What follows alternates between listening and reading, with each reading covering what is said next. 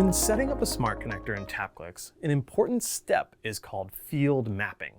This is where you tell the TapClicks system how to interpret your data. There are several options available to you in this process, and over the course of the next few minutes, I'll walk you through them one at a time. So let's begin. Let's assume I have uploaded a sample file either manually or from a hosted location. A field mapping section will appear with several columns.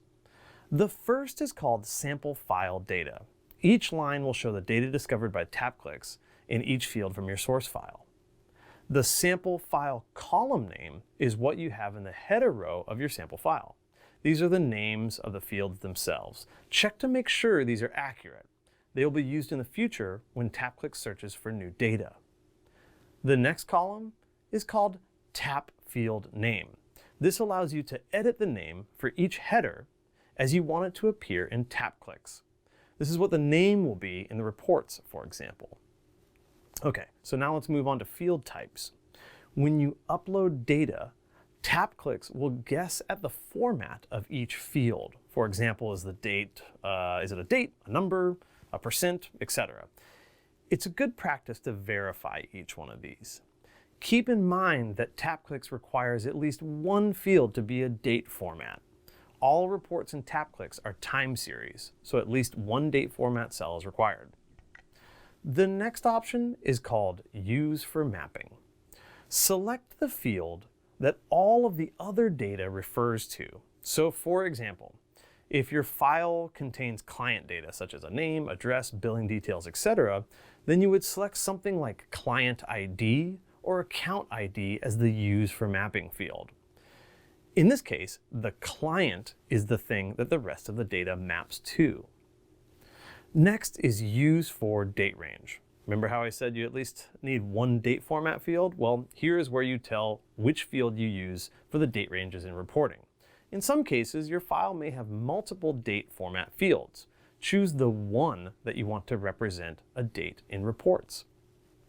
Okay, the next selection you'll make is called Unique Field. This one deserves some explanation. When you have thousands or hundreds of thousands of lines of data across multiple files, we need to train the TapClicks system how to interpret what makes each row unique. You might think, well, the user ID is unique, so I'll use that. But what if the same user ID shows up on multiple rows of data? Or if you have the same campaign ID is used by multiple pieces of advertising?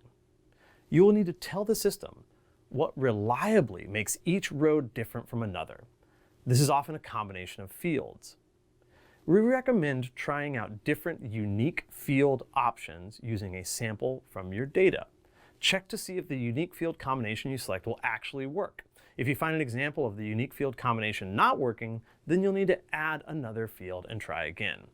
If uniqueness isn't configured correctly, keep in mind that TapClicks may generate errors in reporting due to over or under counting.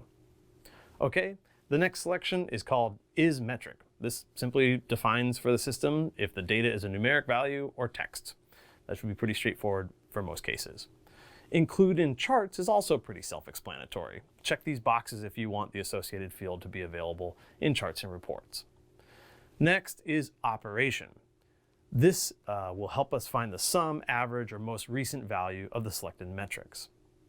Finally, you'll see there is a delete option all the way at the end. If you want to remove this metric from the smart connector altogether, you can click on delete and it will be gone. So there you have it.